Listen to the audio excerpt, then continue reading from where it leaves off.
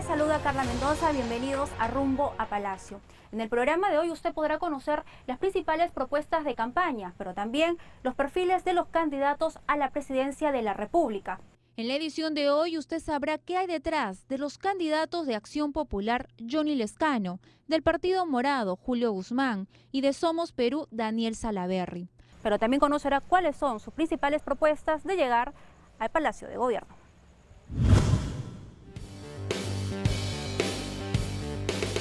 ¿Por qué los peruanos deberían votar por usted y no por otros candidatos?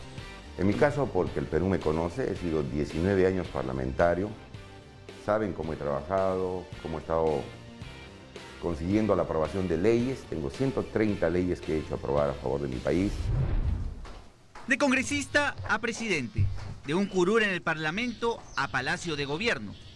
Johnny Lezcano Ansieta apela a su experiencia política como base de su candidatura presidencial por el partido Acción Popular. Yo tengo una trayectoria política que es conocida por la gran mayoría de los peruanos y consecuentemente no soy un improvisado, no he aparecido recién, no soy un oportunista. Fue electo en 4 periodos legislativos desde 2001 al 2019, en 2 ocasiones representando a su región de origen, Puno, y en otras 2 por Lima.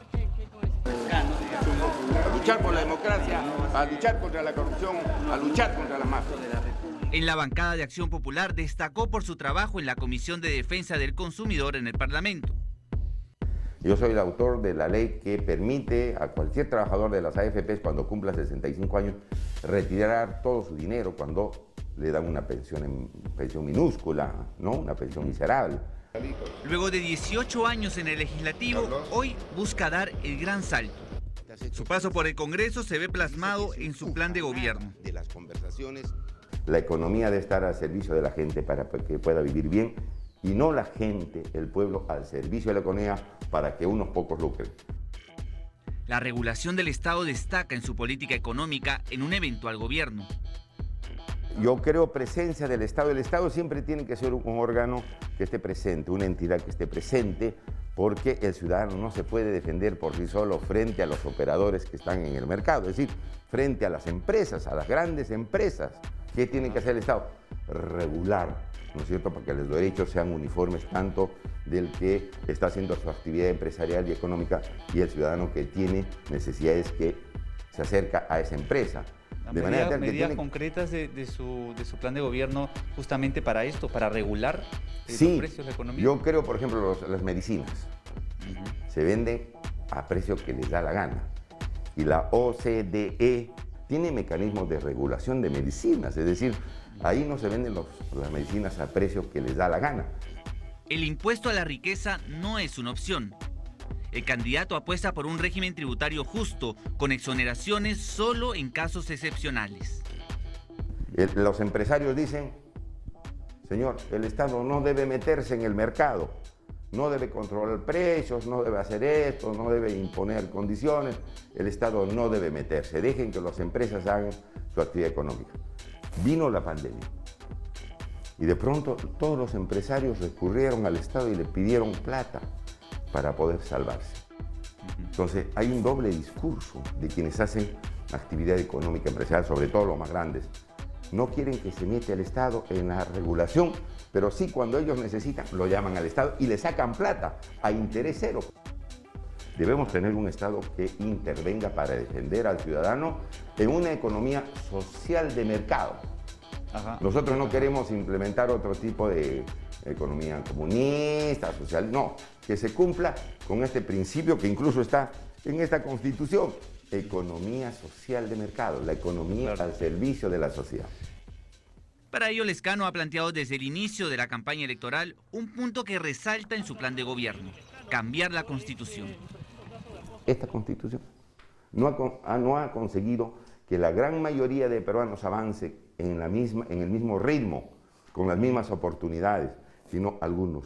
¿Cuál sería la vía que proponen para cambiar la Constitución? Yo creo que a través de un referéndum puede conseguirse mayor equidad, la mejor distribución de la riqueza, porque esta Constitución solamente ha permitido hacer millonarios, multimillonarios a un pequeño grupo de transnacionales y dejar abandonado casi todo el pueblo.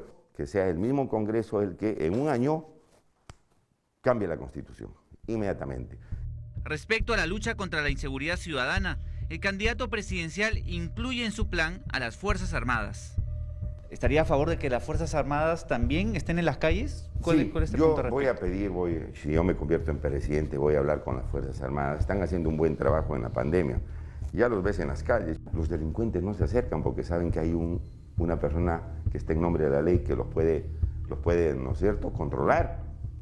Y eso me parece que se tiene que hacer, continuar con esa tarea.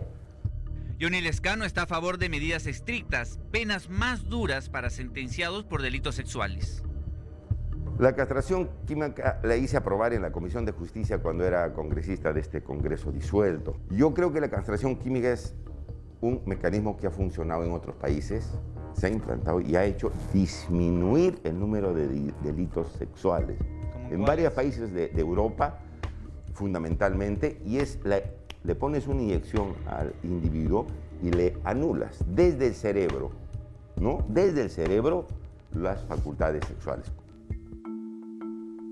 La entrevista se realizó en su casa en Surco. Días previos, la cuarentena focalizada lo había obligado a paralizar sus viajes de campaña para volver a Lima junto a su familia. Es una carrera electoral atípica, en la cual es inevitable la COVID-19 como tema de debate.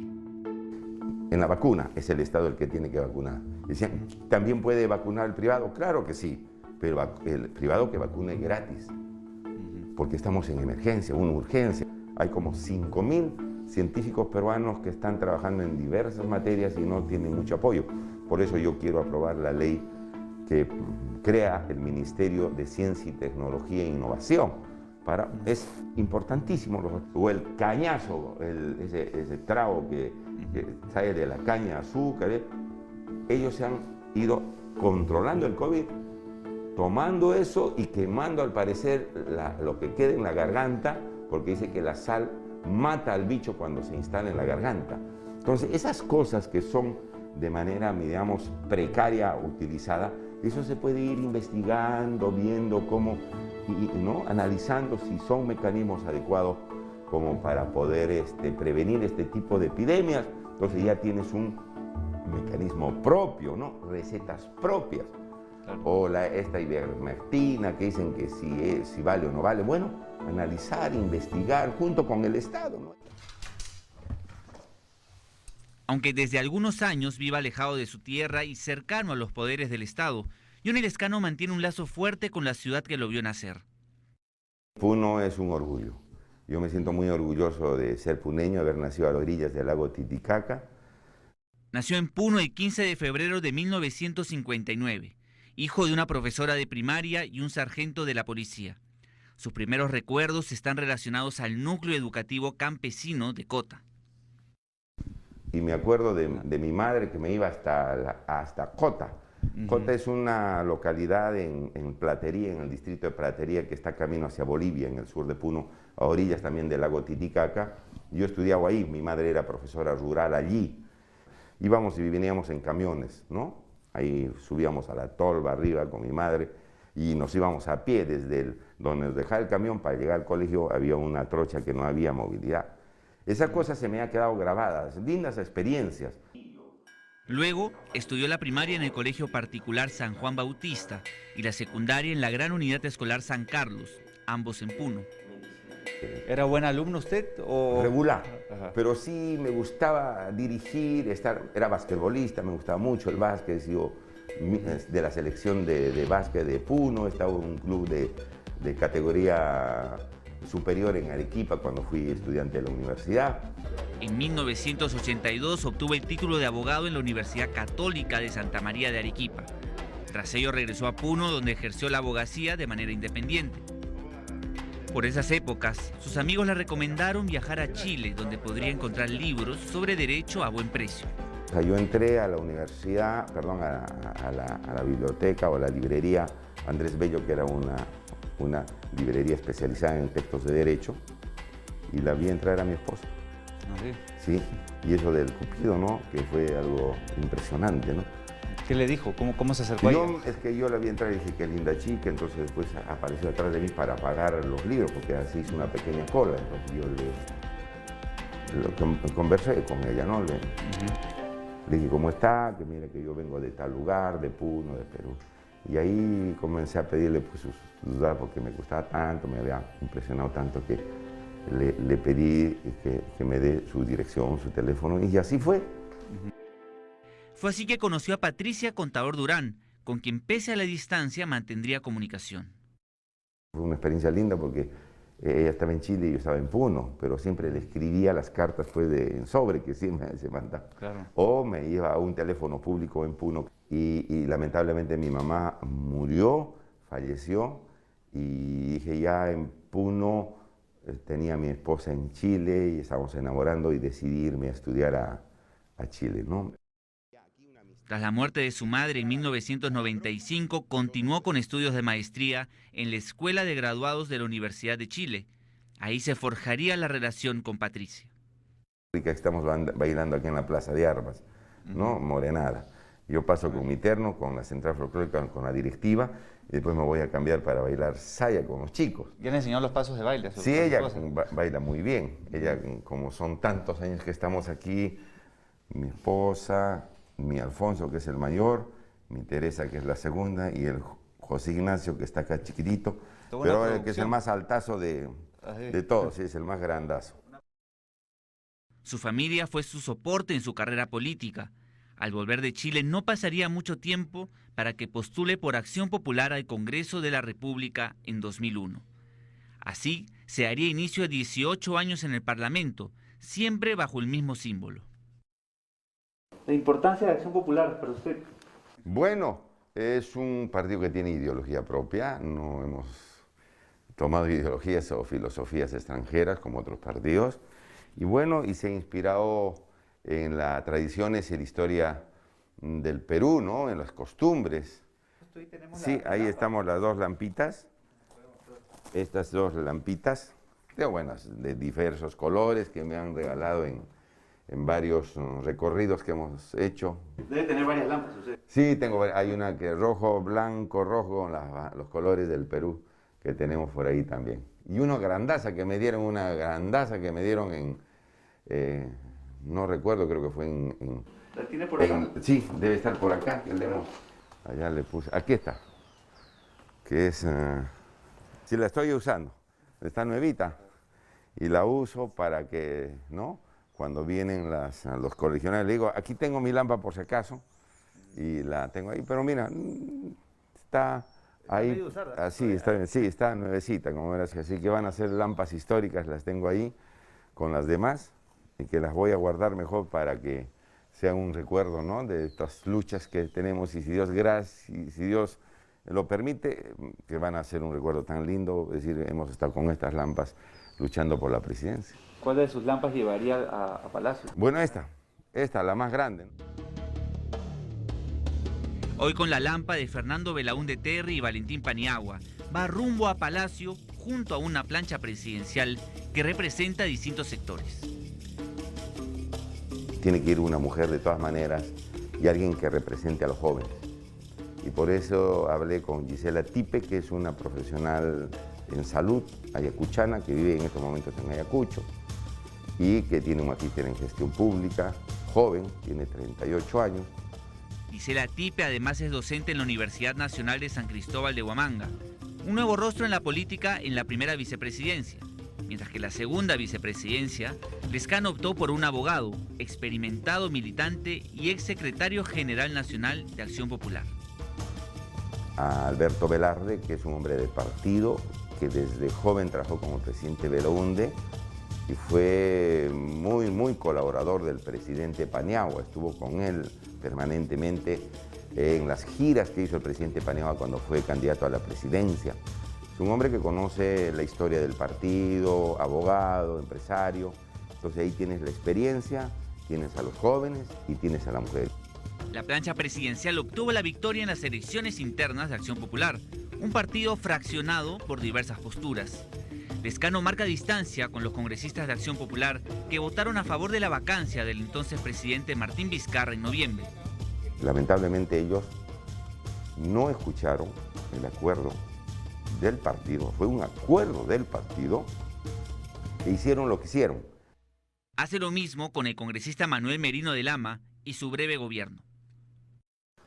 Él actuó de manera equivocada, yo he dicho de manera irresponsable, al estar promoviendo una vacancia que nunca debió promover y que el partido, a través del comité político, cuando se produjo la primera vacancia frustrada, se dijo que no promuevan ese tipo de acciones. Nosotros creo que si el señor Merino y los otros congresistas hubieran obrado escuchando una propuesta sensata, no hubiéramos estado en la situación de incomodidad que se produjo con las marchas y lamentables fallecidos. Hubiéramos estado mejor en las encuestas, qué duda cabe, pero hemos deslindado. Hoy día el Congreso, los partidos democráticos fundamentalmente tienen que defender la democracia, luchar contra la corrupción y sacar a las mafias del poder en el Perú, que le está haciendo demasiado daño. ¿Teme que se suman al coche, como se dice? No, porque yo no lo permitiría. Yo creo que hay que poner orden. No tenemos en estos momentos ninguna coincidencia, porque yo considero que ellos se han apartado de la ideología del partido. Ellos no están participando en absolutamente nada. El Congreso de la República es la institución que en el pasado lo impulsó en la política y que hoy en día puede amenazar su campaña política. Las consecuencias de las decisiones de Acción Popular en el Parlamento son un obstáculo que Johnny Lezcano debe superar rumbo a Palacio. ¿Cómo se ve usted el 28 de julio? Con la ayuda de Dios y el voto del pueblo peruano como presidente, ¿no? Que va a ser un gran orgullo para mí, un gran orgullo para los puneños, para los provincianos, para los peruanos, ¿no? Y yo quisiera hacer lo que debe hacer cualquier gobernante, entrar por la puerta grande y salir por la puerta grande.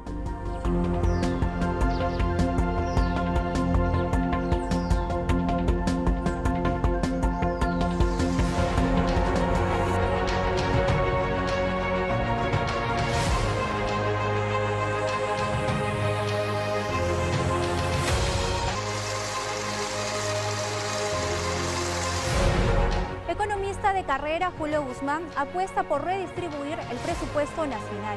El candidato del Partido Morado también plantea convocar un referéndum para que la ciudadanía elija si está a favor o no de una nueva constitución. Si quieres bailar, si quieres gozar, si quieres bailar, si quieres gozar, a Cajamarca hay que visitar, a Cajamarca hay que visitar. Julio Guzmán apareció en la escena política como el outsider. El repunte de su popularidad en el 2016 le hacía pensar en su pase a la segunda vuelta. Sin embargo, el Jurado Nacional de Elecciones lo excluyó del proceso. Ahora, con un nuevo partido, busca llegar a la presidencia de la República. Se percibe a sí mismo como un luchador, como alguien que no se corre de los problemas. El fundador y líder del Partido Morado es el penúltimo de 2 hermanos y asegura que crecer en una familia numerosa lo ha obligado a buscar siempre destacarse.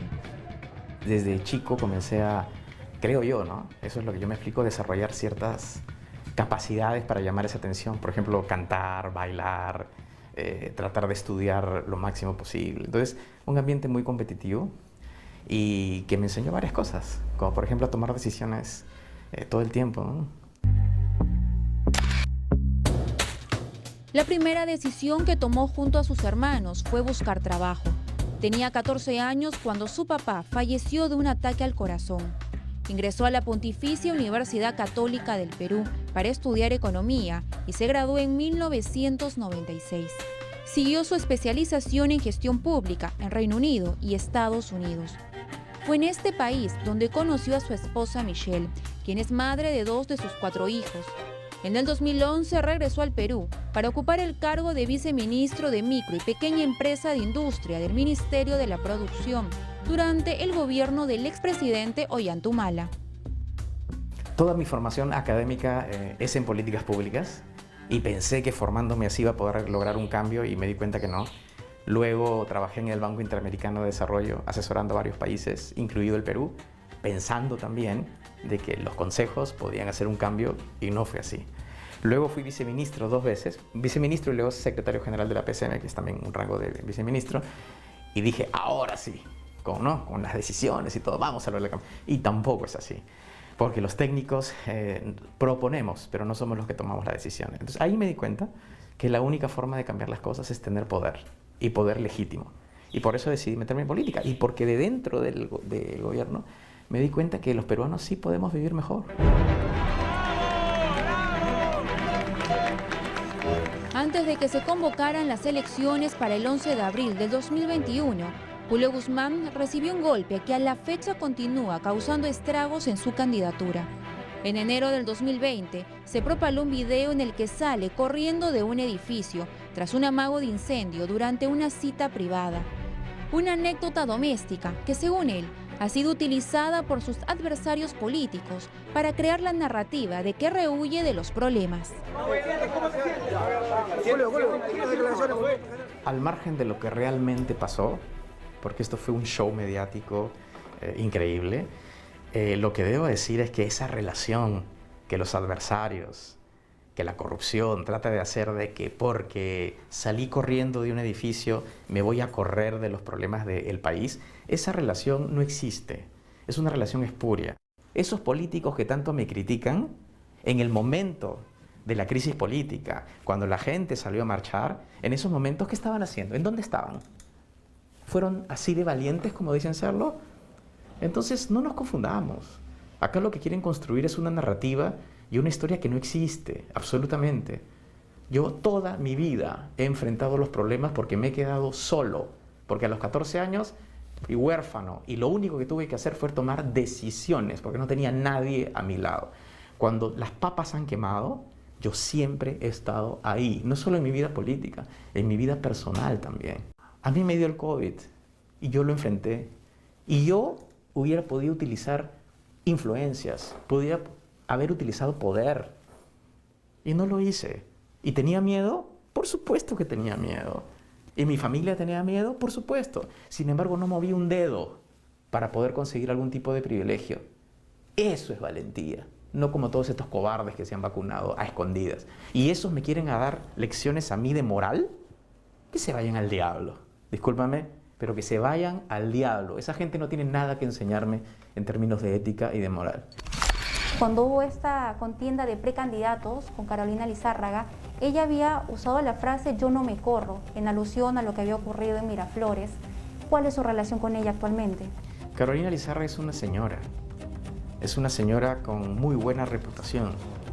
Y yo he tenido una relación muy positiva y constructiva con ella. Con ella y con miles de peruanos hemos construido un partido. Yo no puedo hablar mal de ella, pase lo que pase. Ella habrá tenido sus razones para decir lo que dijo, pero yo no quiero, digamos, escarbar en cuáles hayan sido sus decisiones. Yo simplemente tengo un recuerdo muy bonito de ella y el tiempo que hemos estado juntos trabajando.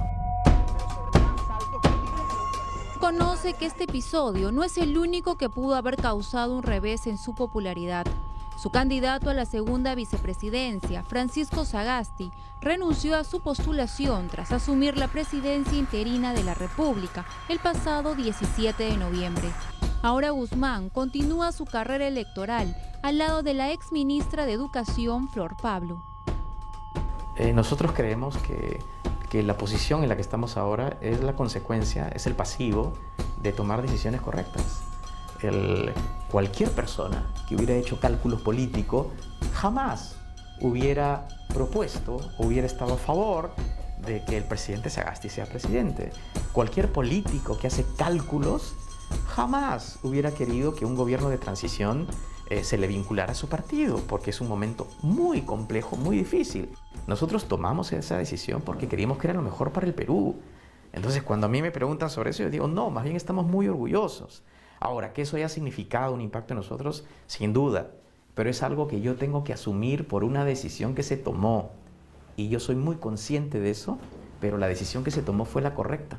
Hablando de las seguridades que se tiene que tomar, de los héroes que están viviendo. Fue mi primera intervención en el primer pleno virtual de la historia del Perú, donde intervengo por un tema serio Y estaba tan nervioso que termino y digo, bueno, me voy a fumar un tabaquito, que yo fumo enrollado, tú sabes, porque yo soy un fumador de marihuana de toda la vida, hace 20 años. Y lo de Daniel Olivares, el congresista de la República, en una entrevista que tuvo con usted, donde comentó que él pues, consumía marihuana. ¿Eso también fue un factor que ha afectado también su candidatura? ¿Lo considera así? Daniel en su momento explicó, se disculpó, etcétera, etcétera, por tratar un tema privado, digamos, en público.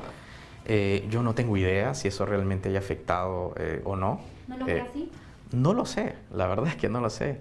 Yo creo que más es la situación tan compleja que vivimos el día de hoy, el desinterés de los peruanos en las elecciones, obviamente porque tienen otras prioridades, y además también mi enfermedad, ¿no? Estar 3 semanas fuera de campaña, no solo yo, sino también la candidata a la vicepresidencia, eso sin duda afecta a cualquier candidato.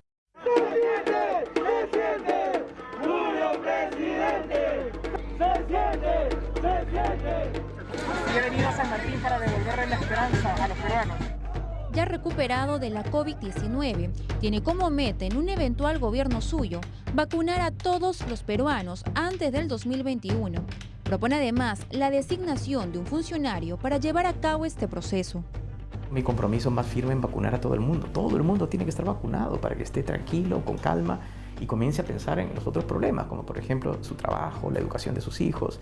Y por esa razón es que el Partido Morado ha propuesto vacunar a todos al 31 de diciembre de este año. Hoy día las entidades del Estado se demoran en la vacunación porque descoordinan, porque son muy territoriales, porque hay teléfonos malogrados y no hay una autoridad única a la cual reportar. Por eso nosotros proponemos la creación del SAR de las vacunas, que tenga rango ministerial, que le reporte directamente al presidente de la República y que asista a todos los consejos de ministros y tenga autoridad vinculante. Es decir, que todas las entidades del Estado respondan a las decisiones que él toma. ¿Quién sería este SAR? ¿Tiene pensado en ello? Todavía no lo tenemos pensado, pero tiene que ser un gestor que conozca mucho el Estado y que tenga esa capacidad de convocatoria, ¿no? Y lo otro fundamental es la comisión de científicos. No podemos seguir con el proceso de vacunación y sobre todo con las variantes que se vienen si no tenemos un grupo de científicos que esté asesorando al presidente de forma permanente. Otro de sus anuncios es cubrir los estudios de los hijos de quienes fallecieron al estar en la primera línea de respuesta durante la pandemia. Y yo le aseguro que en el último suspiro de muerte, los peruanos que murieron en primera línea pensaron en sus hijos y en su futuro. Entonces de ahí la propuesta de darle a todos los hijos de los fallecidos peruanos que murieron por protegernos un paquete integral de beca 18, que no es solo pagarle los estudios, sino también la movilidad, los materiales, alimentación, etcétera, ¿no? Es lo mínimo que podemos hacer por ellos.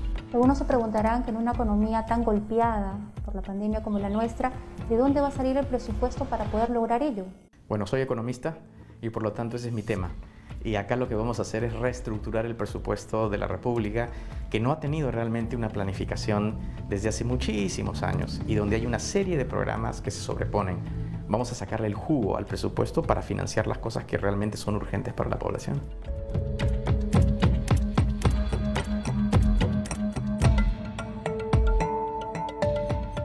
¿Qué sectores serían reestructurados? Tengo entendido que usted había anunciado también que estaría el Congreso de la República. Por supuesto, el presupuesto del Congreso tiene que ser revisado. Y hay que hacer también una reforma del Congreso, que nosotros la venimos trabajando, en reducir, por ejemplo, bollerías y privilegios que tienen los congresistas. A mí no me parece que los congresistas necesiten 2 policías para que los resguarden 24/7. ¿Cuál es el sentido? ¿Acaso su vida está en peligro? No. Esos 260 policías que estarían libres, mejor es que estén en la calle, cuidando a la gente. Lo que también vamos a hacer es una reforma tributaria, porque conseguir presupuesto no solo es bajar gastos, sino también aumentar los ingresos. Una reforma tributaria que sea más simple y más justa, pero también racionalizar las exoneraciones. El total de exoneraciones al día de hoy alcanza el 2% del PBI. Es una brutalidad. Entonces, por ejemplo, ¿no? El caso de las exoneraciones a las universidades, eso tiene que tener un fin ya, inmediato. ¿Qué otras medidas se van a implementar para reactivar esta economía? Primero, comprender que los recursos del Estado también aumentan cuando la economía comienza a caminar.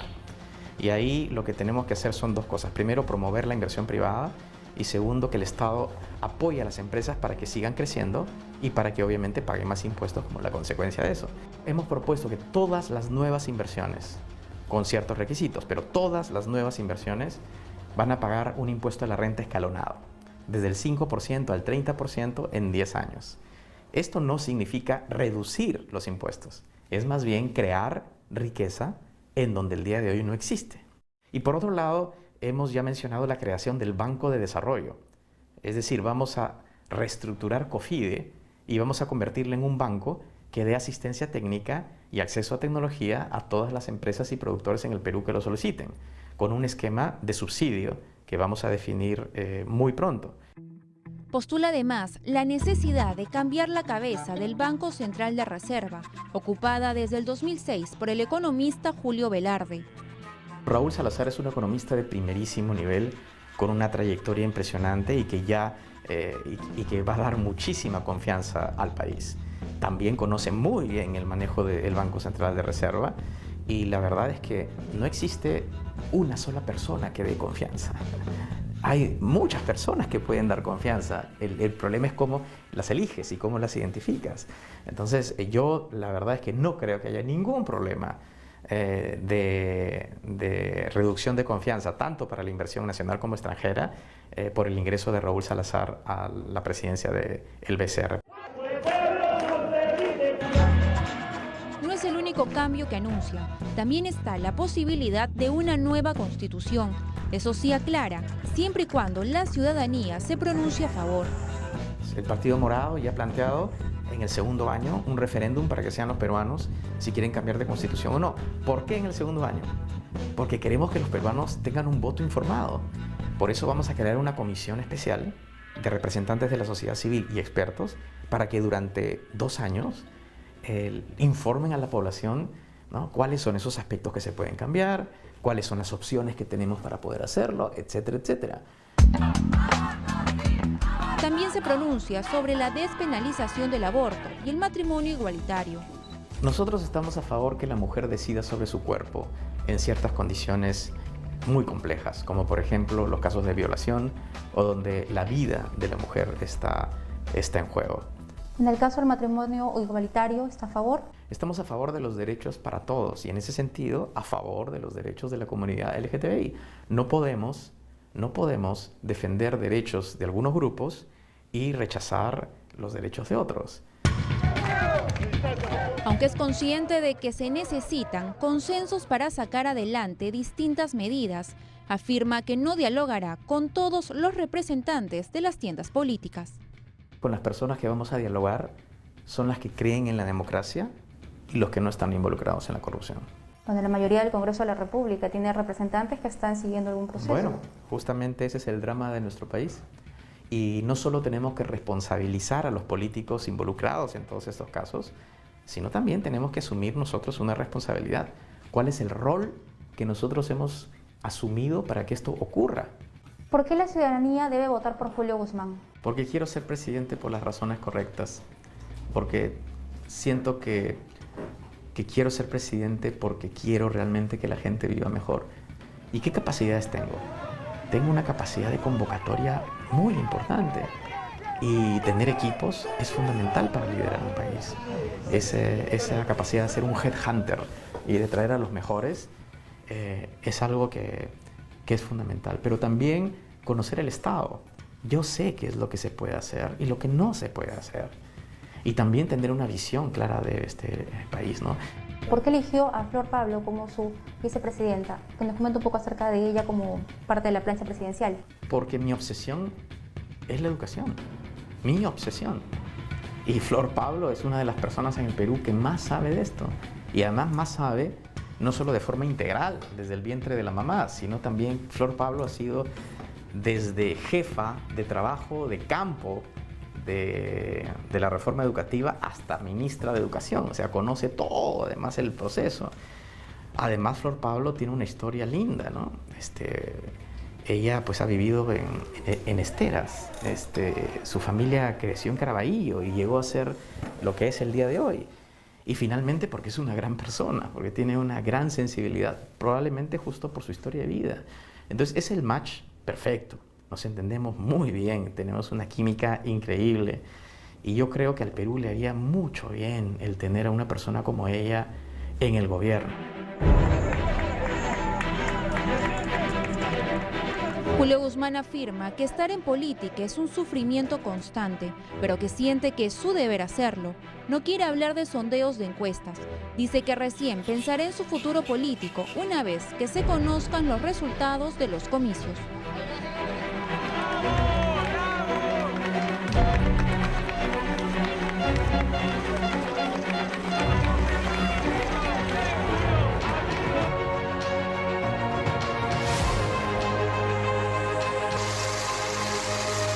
El expresidente del Congreso, Daniel Salaverry, propone establecer un control de precios en productos de primera necesidad en caso de emergencia nacional. En el siguiente informe, el también candidato por el partido de Somos Perú narra detalles sobre su paso por el partido aprista y también el de Fuerza Popular. ¡Viva el Opra! ¡Viva! ¡Viva el Porvenir! ¡Viva! ¡Viva Trujillo! Se formó en las canteras del APRA siguiendo una tradición familiar. El candidato a la presidencia de la República por Somos Perú, Daniel Salaverry, comenzó su carrera política en el 2006 cuando fue elegido regidor en la provincia de Trujillo. Por aquel entonces tenía 34 años. Confiesa que antes de los 30 era imposible pensar en ejercer un cargo público. Su prioridad era sacar adelante a su familia y concluir sus estudios universitarios. Tenía 19 años cuando nació el primero de sus 5 hijos. Nací en Trujillo, sí, en cuna aprista, mi familia muy ligada a Haya de la Torre, pero pasé mis vacaciones siempre en la Sierra de la Libertad. Mi padre era agricultor, sembraba papa, y cada vez que nosotros salíamos de vacaciones en julio, nos llevaba a acompañarlo a la sierra, así que tengo gratos recuerdos y además amigos entrañables desde esas épocas del recorrido que hacíamos por Huamachuco, por Yanazara, de sus aguas termales. Muy bonitos recuerdos. Tuve mi primer hijo cumplido los 19, me independicé a esa edad y tengo un hijo de 29, una hija de 23, de 14, de 3 y de año y medio. Y tuve que trabajar de lo que encontraba. Fui casi un mil oficios para asegurar no solamente el cuartito en donde vivíamos, pagarlo, sino la alimentación de mi hijo, y además tenía muy claro que yo no quería quedarme toda la vida trabajando de vigilante, abriendo y cerrando portones en una empresa. Considera que el haberse convertido en padre a una temprana edad le ha permitido crear un lazo de complicidad con sus hijos mayores. Al lado de ellos y de su esposa Melissa, incursionó en el mundo del TikTok. Un movimiento muy sexy. Y aquí se viene azul con este baile que es una bomba para bailar. Esas son las ventajas de tener hijos jóvenes, adolescentes, ¿no? Que ahora son los que más usan estas aplicaciones, estas plataformas. Bueno, me animaron mis hijas, me animó mi esposa, que también es joven, guapa además. Y la verdad que lo hacemos para pasar un momento en familia, para divertirnos. La verdad que después que terminamos de grabar, nos matamos de risa, la pasamos muy bien. Yo ahí no hablo de política, no utilizo símbolos del partido. Es una plataforma que la uso para pasar un buen rato con mi familia. Para hablar de política uso el Twitter, otras aplicaciones. Otra de sus aficiones es el fútbol. En el 2009 se convirtió en el presidente del club Carlos Manucci. Creo que lo llevo en la sangre también porque mi padre también fue dirigente del Carlos Manucci, ganó también en su momento en los 60 la Copa Perú en 2 oportunidades, luego ganó la Copa Perú siendo dirigente de otro club, el Club Libertad, que yo acompañaba a mi papá cuando era chico pues a recorrer el país con el equipo, ¿no? Entonces siempre decía, cuando yo pueda voy a apoyar a mi equipo, a mi club, y cuando asumo la presidencia, obviamente empezamos a mejorar el club y a ponerlo en el nivel del cual nunca debió bajar, y hoy día el Club Carlos Manucci está en primera profesional. A la par con su función como dirigente deportivo, postuló sin éxito a la alcaldía trujillana por el APRA en el 2011. 3 años después, decidió romper vínculos con la agrupación para pasarse a las filas de Fuerza Popular. Bajo la bandera naranja, fue electo congresista en el 2016 e incluso presidente del Parlamento y vocero de la bancada. Tras reiteradas discrepancias y enfrentamientos públicos, renunció al partido en el 2019. Yo conocí a Joaquín Ramírez porque él era presidente del UTC de Cajamarca y yo era presidente de Carlos Manucci de Trujillo. Él fue quien luego me transmitió el pedido de Keiko Fujimori para una cita y es ahí donde conozco a Keiko y le acepto la invitación. Haciendo una retrospectiva, tal vez a lo sucedido, ¿se arrepiente de esa decisión? Sí, por supuesto, ¿no? Pero claro, es fácil siempre cuando uno mira hacia atrás. ¿Me arrepiento de qué? De quizás no haber tomado esa decisión de dar un paso al costado antes. Fue un tema progresivo. Cuando empecé a ver que se estaban distrayendo, digamos, del objetivo, del plan que nos habían ofrecido en el 2016. ¿Qué siente por Keiko Fujimori hoy en día? Decepción, como estoy seguro lo sienten los 8 millones de peruanos que le dieron su confianza en el 2016. Yo soy uno de esos 8 millones. ¿Volvería a confiar en ella? Políticamente no. Antes de inscribirse como militante de Somos Perú, Daniel Salaverry tuvo un breve acercamiento a Restauración Nacional. Con Restauración Nacional lo que hubieron eran conversaciones. Yo anhelo permanecer en Somos Perú. Veo que hay mucho interés de darle espacio a los jóvenes, de promover liderazgos, de promover oportunidades para gente nueva que entre en política y que haga las cosas bien. Es un partido que concuerdo además con su línea programática de centro. Pero yo siempre pongo ese ejemplo, ¿no? Es como un matrimonio. Cuando uno se casa, uno anhela que sea para toda la vida. Pero a veces pues en el camino ocurren cosas que finalmente te llevan a tomar una decisión distinta. Yo espero realmente no solamente quedarme en Somos Perú, sino hacer grandes cosas por mi país. Como parte de sus propuestas de campaña, plantea la elaboración de una nueva constitución. Yo no creo en los parches y necesitamos hacer reformas en varios capítulos. En el capítulo económico, en el capítulo de salud, en el capítulo político, en el de derechos fundamentales. Si que vamos a entrar a modificar la Constitución en todos esos capítulos, mejor elijamos a un grupo de especialistas, de expertos en la propuesta de Somos Perú, el año 2022, cuando se elijan alcaldes y gobernadores, que se elijan a 75 ciudadanas, para que vayan a una asamblea constituyente y durante un año puedan elaborar una nueva constitución. Uno de esos cambios en el capítulo económico es establecer un control de precios en productos específicos durante una emergencia nacional. No puede ser posible que el gobierno, el Estado, no pueda fijar un tope a los precios, por ejemplo, de los medicamentos. Hemos visto experiencias de clínicas y de laboratorios que una pastilla que costaba $1 te la vendían a 160 soles, en plena emergencia, abusando de la economía social de mercado que está amparada en la Constitución y que la vamos a respetar.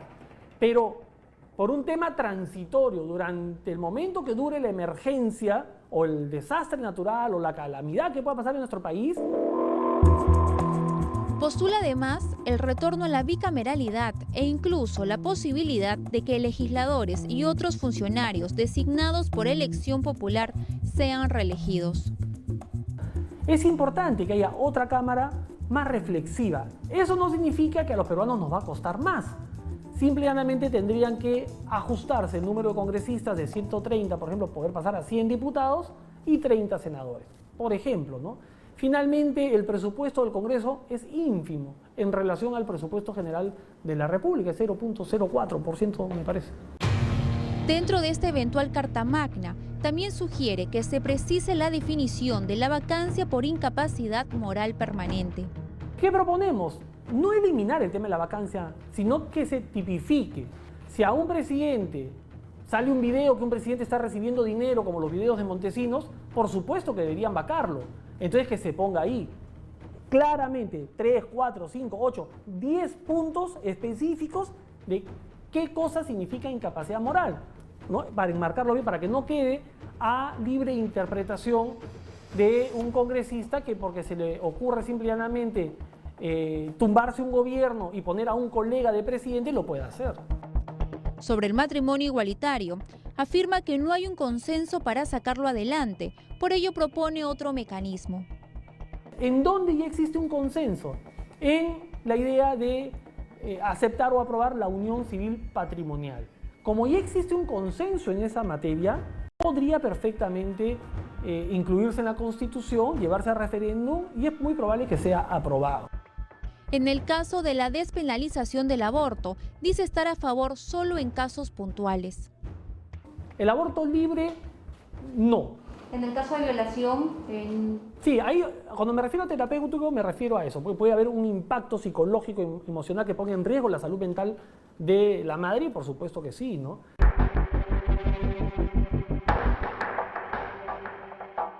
En el tema de salud, ¿cómo Daniel Salaverry va a liderar la lucha contra la pandemia?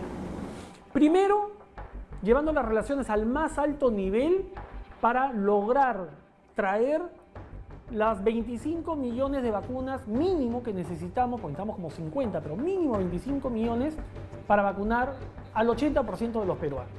Esa es la tarea que tenemos que compartir todos los partidos políticos, sea quien salga elegido. Luego, fortalecer nuestra red primaria de atención de salud, para que la gente me entienda. Las postas médicas, los policlínicos, los centros de salud. Vamos a invertir 5.000 millones de soles para mejorar la infraestructura, modernizarla, para ponerle equipamiento, para ponerle implementación de más médicos, de más especialistas de salud. Adelanta que en un eventual gobierno los esfuerzos estarán orientados a apoyar a los generadores de empleo. Tenemos que inyectarle dinero, capital a los agricultores, a los millones de agricultores que están a la espera de créditos con interés cero. Tenemos un plan de rescate financiero para ponerlos a producir esas más de 2 millones de hectáreas que hoy día no producen nada. Y también al rubro de servicios y comercio, que es el que genera el 41% del PBI en el Perú. Y ahí están los pequeños restaurantes, la bodeguita, las peluquerías. Nosotros vamos a atender con crédito reactiva a los informales, que no tendrán RUC, pero que tienen su cuaderno de ingresos y de egresos. Ellos saben qué compran, cuánto venden, anotan diariamente. Entonces, con eso perfectamente se les puede hacer una evaluación.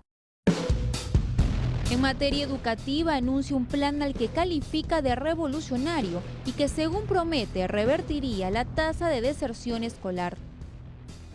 Hay 176.000 jóvenes que han dejado de estudiar en la universidad superior.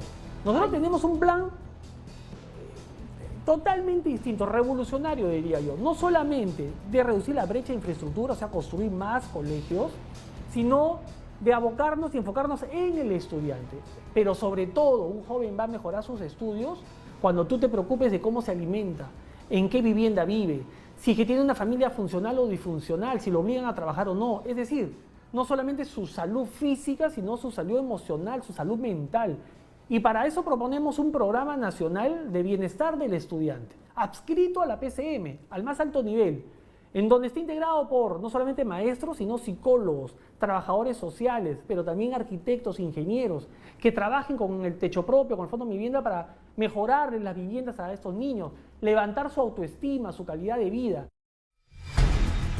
La candidatura de Daniel Salaverry no está exenta de denuncias. Sobre él pesan acusaciones constitucionales por haber presentado documentos falsos en los informes de las semanas de representación del periodo 2017 y 2018, cuando era congresista. Denuncias que nacen de gente vinculada al fujimorismo, luego que yo me opuse a firmar la ley nefasta, la ley de financiamiento de partidos políticos que querían aprobar para limpiar de polvo y paja todas sus investigaciones. Luego de eso aparece este escándalo. Yo he demostrado que estos supuestos informes, primero, que son informes que no contienen ni boletas ni facturas, ojo, no son rendición de cuentas, no es que hayan fraguado boletas, no. Son informes que dan cuenta de las actividades del congresista. Pero yo he demostrado además con un peritaje que me han falsificado la firma, además tú lo ves y es burdo, ni siquiera se han tomado la molestia de hacer bien la falsificación. No es mi firma.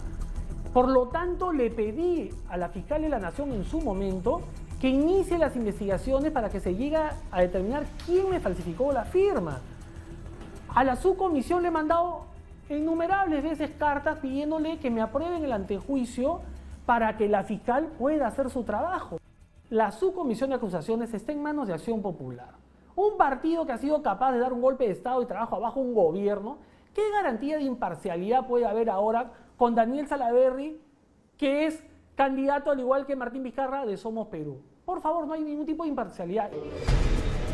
Al igual que él, el expresidente Martín Vizcarra, número 1 en la lista al Congreso por Lima, también tiene investigaciones en curso en el Legislativo y el Ministerio Público. Una de ellas es por haber sido inoculado a escondidas con la entonces candidata a vacunas Sinopharm. Es que aquí no es que Martín Vizcarra le haya quitado la vacuna a otro peruano y se la haya puesto él, ¿no es cierto? Se haya aprovechado de esa situación. No. 12.000 personas dijeron, ya, yo quiero ser voluntario, ponme a ver cómo me va el ensayo. En el caso de Vizcarra, ni siquiera le surgió efecto, porque le han hecho la prueba y no tiene anticuerpos. ¿Por qué los peruanos tendrían que votar por Daniel Salaverry? Primero porque tenemos un gran plan de gobierno, pero sobre todo, y creo que es algo que va a marca la diferencia con otros partidos políticos y otros candidatos, tenemos experiencia de gobierno y de gestión junto con Martín Vizcarra. Ambos hemos sido presidentes de dos poderes del Estado, del Congreso y del Ejecutivo.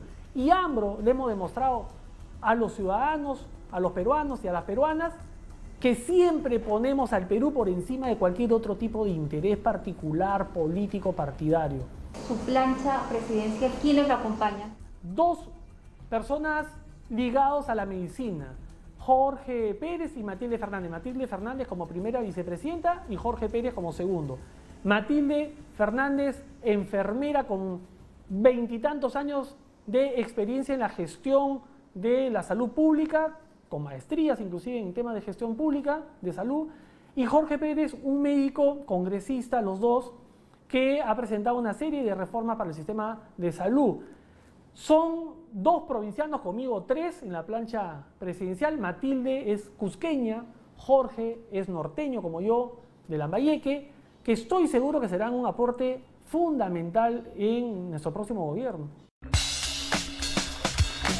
Daniel Salaverry asegura que el haber sido presidente del Congreso le ha permitido desarrollar habilidades para lograr consensos. Está convencido que la dupla que forma con el exmandatario Martín Vizcarra es garantía de experiencia.